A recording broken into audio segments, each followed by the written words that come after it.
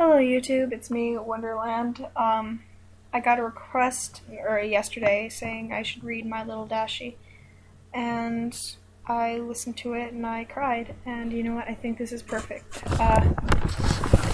Allow me to point out that it was written by Rob Kagerman, 53, and it was edited by Sir Peppermint Jam. That's a pretty nice name. I'll just quit the formalities and just get on with it.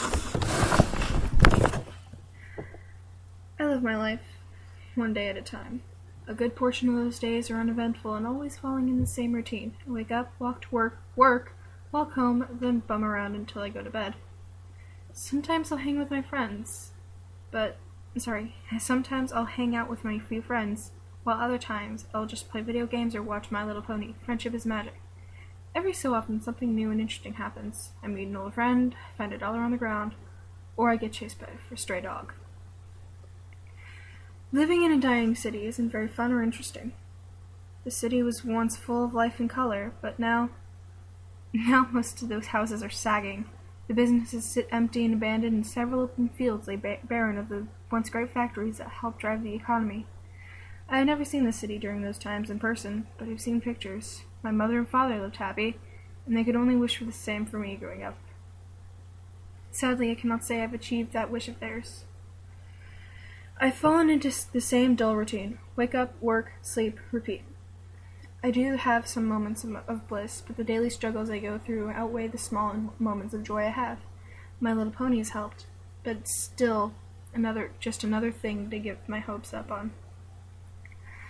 Every time I see the show or one of the ponies on a fan site, I recoil a bit of the bright colors, the bright and joyful faces of the ponies, and the peaceful scenery of their world. It's so hard to look at that beautiful world, having it so close to my grasp. I reach out to touch its warm colors and bright smiling faces of the ponies, only to be stopped on my computer screen.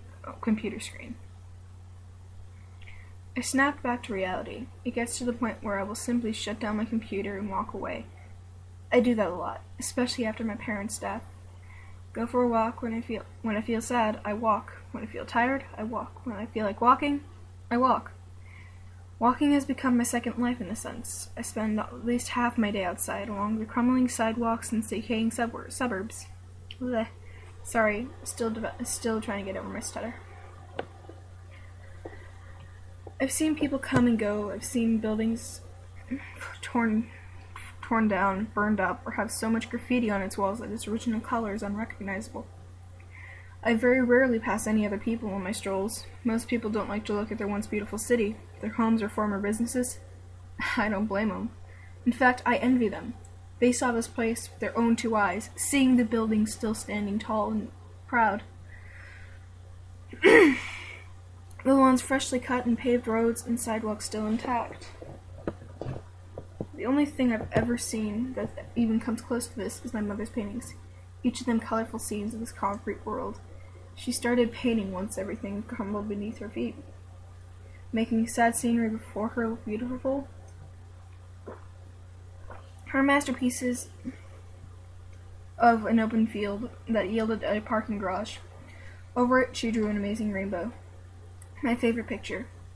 I guess this is why I like Rainbow Dash the most out of all the other ponies. Her colors, her amazing sonic rainboom, all remind me of that picture. Aww. So sad. Realize why I cried to this. Anyway. There have been times where I wish I had my own Rainbow Dash, or more realistically, a plushie of her, to curl up in bed with. I've made an old Simba into a temporary replacement, until I am able to save enough money for one. It helps in a way. My clothes will heal my wounds, my pain, my sorrow. My feet after countless hours of walking in my old shoes pulsate under the sheet, and all the while I'll hold that stuffed animal harder than a mother protecting her child. This is the only thing I can look at and feel true joy, even if it isn't physically the Rainbow Dash I want. It'll have to do.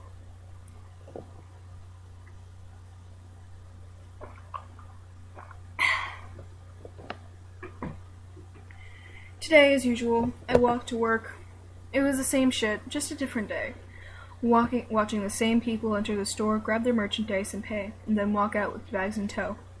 My shift ended after several hours of this. I clocked out and started walking home. I decided to use a different route this time. For a change in pace, a little something different than from the normal path I walk.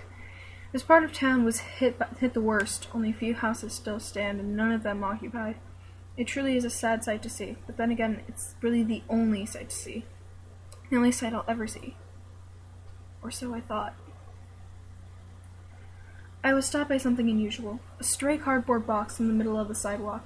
Now living in this kind of area, I see trash all the time. Boxes, McDonald's cups, and plastic bags that are the streets and empty fields. But rarely I will see a cardboard box that isn't crushed in one way or another. I noticed this particular box because something happened to be in my way. During my younger years, I used to do what I could for the community. I'd pick up trash when I saw it, or I'd attempt to help my neighbors. It was losing battles. Nowadays, I'd given up any hope of cleaning the city, much less my neighborhood. Now I'll just pass the trash by, letting it blow away in the breeze or sit there and decompose. I let what's left of the people do their own things, since most of them don't care about anyone but themselves. Why should I be any different? That's really sad. That is really sad. I feel like I can identify with that, but I'm not going to go into my personal opinions until after I read the entire story, and then, yeah. I walked past the box, barely giving it a glance. Nothing about it caught my attention right away. I continued on. My home not far away now. Upon arriving, I sat down, played some games, attempting to push the box out of my mind. I had very little luck, as the box somehow managed to push its way back in. Time crept on by, and soon I found myself wanting to go for another walk. I left the house and started down my usual route when I stopped. What was it about that box that made it stick out in my mind? I turned around, starting down the path I had taken to get home, the path that I only walk once in a blue moon. Curiosity got the best of me, and I wanted some closure. Ugh. Within minutes I found it, still sitting there, sad and alone among the broken concrete and overgrown grass. It didn't move, it didn't stand out as if it were special. It was an ordinary brown cardboard box. Didn't want to say I came out here for nothing, so I walked closer to it. As I drew closer, however, I began to notice something inside. It was a brightly colored, multiple colors in fact, and it was quite small, maybe the size of a few-month-old rabbit or a puppy. I stopped beside the box, looked down at the colorful blob inside. This is where I currently stand, looking into a box at a small something. No, I know exactly what it is, but my brain isn't allowing me to fully realize it just yet. At first I wanted to say it's simply a toy, left to die along with all the other things on this block. But then I saw it breathing. In fact, it appears to be sleeping. My hands are sweating, my breathing erratic, and I'm blinking. My eyes try to refresh my vision. Each time the image stays the same. Inside is a sleeping filly. Rainbow Dash. I kneel down, trying to get a closer look into the box. I can't believe what I'm seeing. There's not a physical, mental, or extraterrestrial way to show how this could be here. How she could be here. In my gloomy, dark, and horrid world, I examine the box further, and on the side of it, in a simple pen, says, "Give to good home."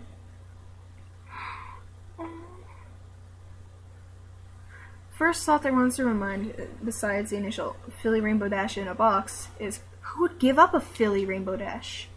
My mind is now a mess of questions. How did she get here? Why is she here? Why is she a filly? Her flank is even barren of her cutie mark, which means she is indeed a filly. As I stand to stretch my tired legs, I accidentally bump the side of the box with my foot, and the inevitable occurs. She wakes up. She looks around, rubbing her face with a foreleg, trying to wake herself up. At first, all she sees are the brown walls of the cardboard box. Then she looks up, to me. Those large black eyes, with the rose-colored rim around them, I drive my heart, as the meme goes, explode. Twice. I really don't like that one. Whatever. The sheer cuteness of it all drives me to kneel back down, and I can't hold back a smile. I haven't smiled like this in years, since the last time me and my parents went out to the only remaining park